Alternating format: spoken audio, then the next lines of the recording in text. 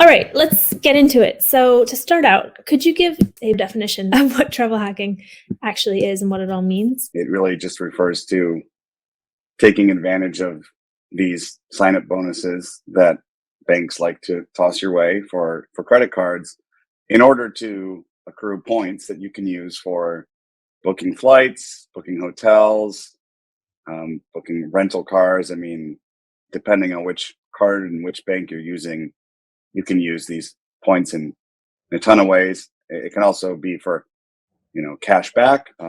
There's really so many options these days. Obviously, the banks and the airlines and the hotels are all competing for your business, and so they basically partner together. Let's just take one example: Chase with United and Southwest Airlines, Citi with American Airlines. I think it's American Express with Delta, right? So the big airlines, the big banks, they partner together. They offer a co-branded credit card. You sign up for that card, and they say spend X amount of dollars in 3 months. Usually, it's 3 months that you have to meet these sign up bonuses. And if you hit that minimum spend, you get whatever amount of points, 40, 50, 60, 70,000. They're always changing their offers throughout the year, sorry. And yeah, sometimes they go up, sometimes they go down, sometimes they're easier to get, sometimes they're harder to get.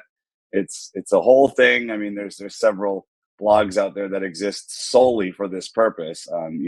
For our blog, for Grateful Nomads, we like to talk about it from time to time, but we can't really compete with like the Points Guy, for example. That's one of those huge blogs about travel hacking, and that's all they write about. Is what credit cards to get this month. How about this new card and stuff like that. So yeah, basically it's just that. It's signing up for credit cards. It's being organized, and if you do that and you meet these minimum spends, you end up with a ton of points. You can use them however you like to fund your travels, and then you just keep it going, and you just like I said, stay organized and constantly be on the lookout for new offers, and consider whether or not it's worth it to keep this card or cancel it and move on. So I can talk a little bit more about strategies as we get into it. But yeah, that's basically it. Well, we actually just got a question in from an Yeah. audience member, and it relates to something that I wanted to talk about right off the hmm top, which is kind of the disclaimer side of it. Anyway, Carla's specific question is, how does it affect your credit when you're opening and closing cards so Yep. often? Great question, and people always want to know about this, right? Of course, when you're opening a credit card, they're gonna check your credit. And here's another good thing about a lot of these cards. I think at least two of the cards I use right now have a free credit tracking system built in, so I can go in at any time and check my score. And yeah, when you cancel a card, you'll lose a couple points on your score for sure. When you apply for a card or two and they do a hard check on you, you might lose a few points. But it's very easy to quickly go back up just by paying off your bill. So, I mean, we've been doing this for 10 years. We're nomads. We've never bought a house. We've never bought a car. We've never had one of these big purchases that someone would look to say, what's your credit like? But we both have excellent credit. I'm talking high 700s to low 800s, depending on the time. Because, yeah, you do get dinged a little bit when you cancel a card or when you apply for a new one. But, it's the circle of life with the travel hacking stuff. It keeps going. And if we get dinged 1 month, we notice it's quickly back up within a couple.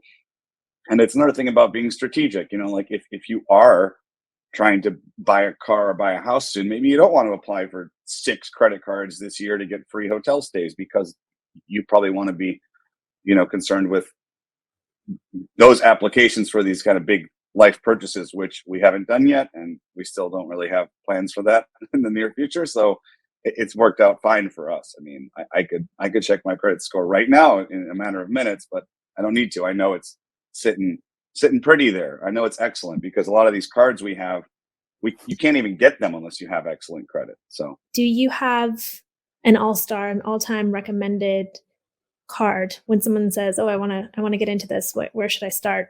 yeah, for sure. So I think the Chase cards are great, and that's so we kind of do the churning system, as people call it, where we get one card this year, use it up, up to the sign up bonus, and then cancel it. and apply for a different one. We do that quite often, but the Chase Sapphire card is one that we've kept in our arsenal for several years, even though it has an annual fee.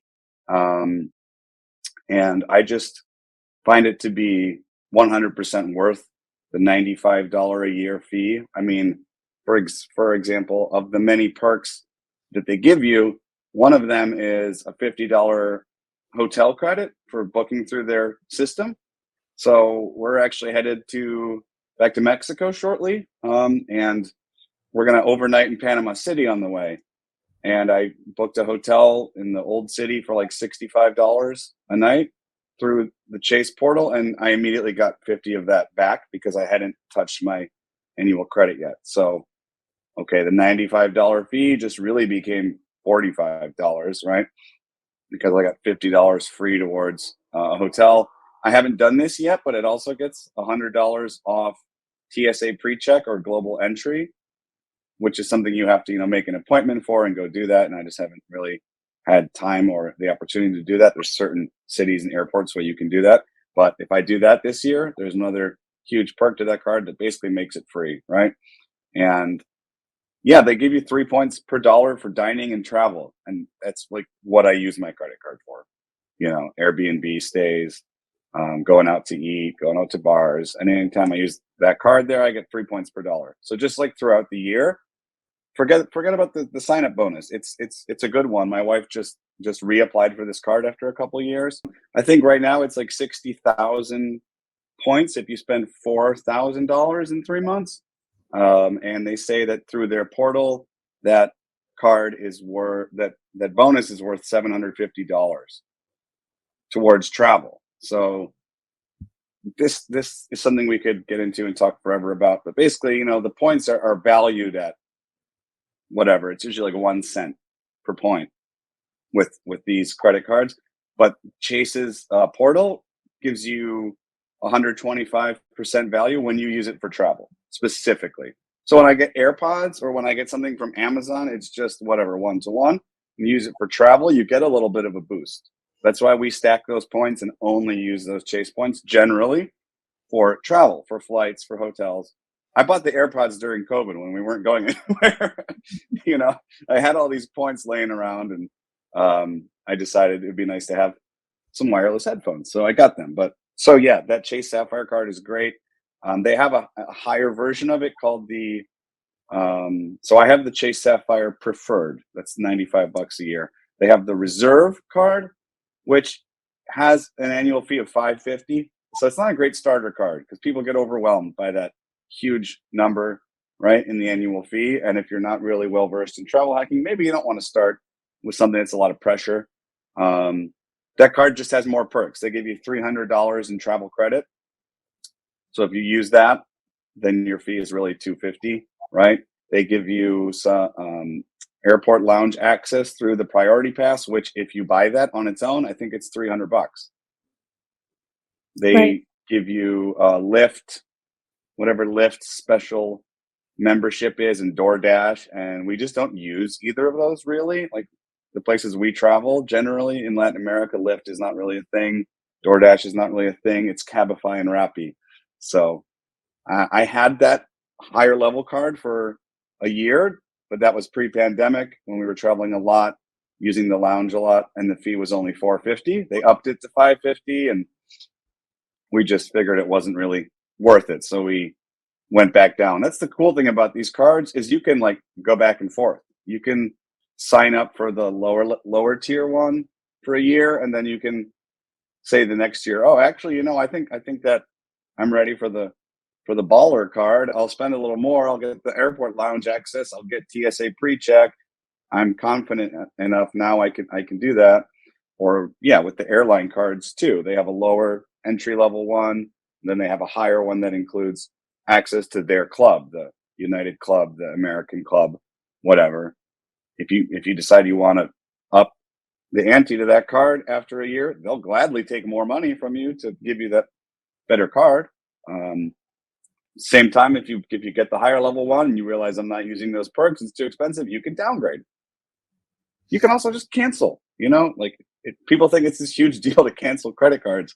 If it's not working for you, if you don't want to pay the fee, if you're not using that airline, if you had a bad experience with them, don't even think twice about it. Cancel it and move on.